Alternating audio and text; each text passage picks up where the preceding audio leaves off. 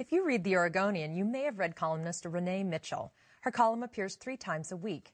She has another talent, though, performing, and she uses it to help promote awareness of a serious and emotional issue.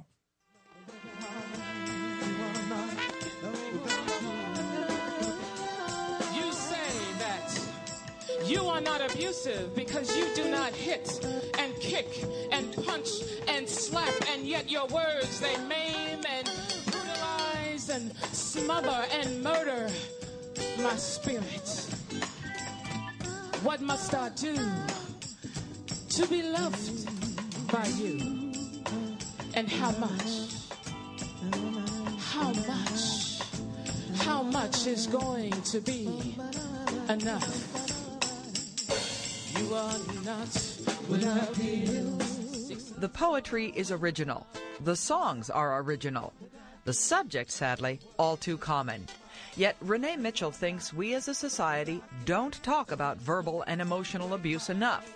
And she is on a mission to educate women that it isn't okay to be treated this way. Her performance comes from a very real place. Renee was herself in an abusive relationship.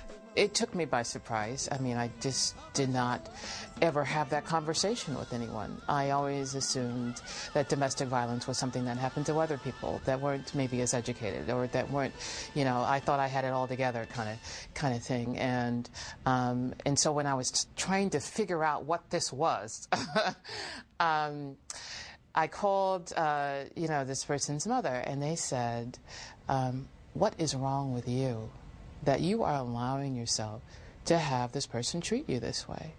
And that was a wake-up call for me. And that got me researching things on the web and buying books and realizing, okay, these are my symptoms. This must be what this is. And I finally felt the freedom that I was actually able to identify emotional and verbal abuse. Once she could name it, Renee started to write about it in poems, haiku, and free-form verse. My haikus I like a lot. One in particular, call me dummy, stuffed with all your lies. I feel full. Short and sweet, but says so much. A columnist for the Oregonian newspaper, Renee is a voice for many issues around the metro area. It's a column that I think really gets people to think differently about issues. It really, I think, tries to empower people, educate, sometimes entertain. But I write about all kinds of issues: neighborhood, schools, politics, culture, race, quirky stuff. And I just want people to never feel like they'll know exactly what I'm going to say. I don't want to be predictable. I want to write about all different kinds of things. Privately, writing has always been an outlet for her to deal with emotional issues. What people don't know, I think, about me, or enough people know, is that I'm completely different than who I used to be. And I grew up very lonely and feeling unheard. And so poetry was my way of being able to express myself, because I didn't feel like I had anyone to talk to, or whether anyone would listen. Renee wasn't satisfied with just writing poetry about her abusive relationship and keeping it in a private notebook. She published a book, Tangoing with Tornadoes. We're trying. I will try. Then she put her words to music and began performing. It's more important for me to get that message out. I didn't write the poetry to have it sit in a book somewhere, and I want people to be able to get the message in the form that I'm giving it to them, because I think that they would be more open to receiving it. In your garden, whatever is green is poison, and the roses, well, they make you blue.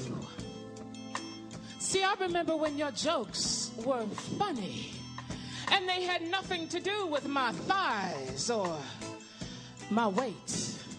And now you just hate the way that I chew. You hate the rhythm of my breathing. And I'm wondering, when you're gonna reach out and hit me next. You're right, baby. Well, I'm not at my best. You're right. You're right. You're right. So I will try. I will try. I said, I will try to ignore your deep sighs.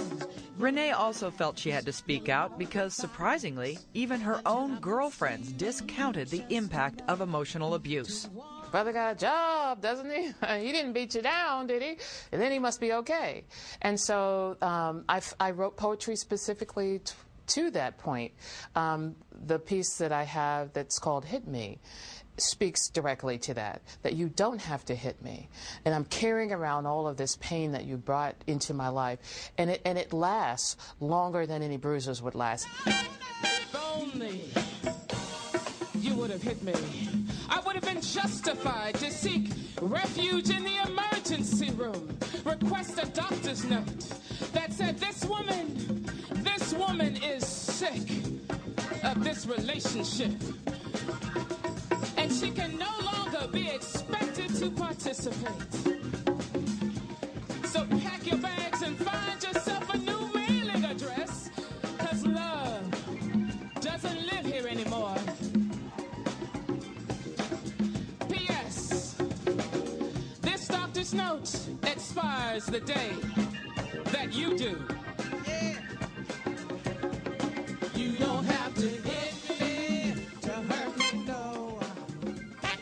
My eternal pain will last forevermore. Renee says it's been healing for her to go public, and she believes she's helping others. What I've gotten from men is that they were not aware of how they were impacting, how their behavior was impacting the person that they were involved with, or a person that they had been involved with in the past.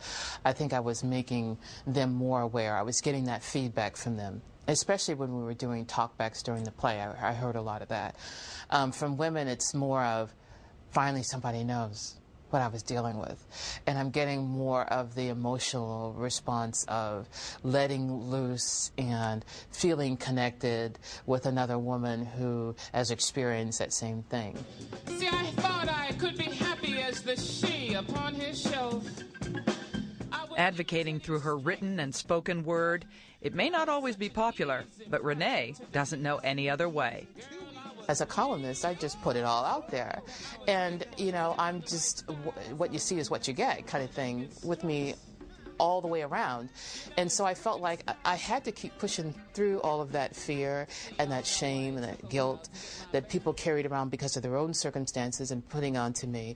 And once I did that and continued to talk to women, then I would find out, yes, that happened to me. Yes, it happened to my mother. That happened to my sister.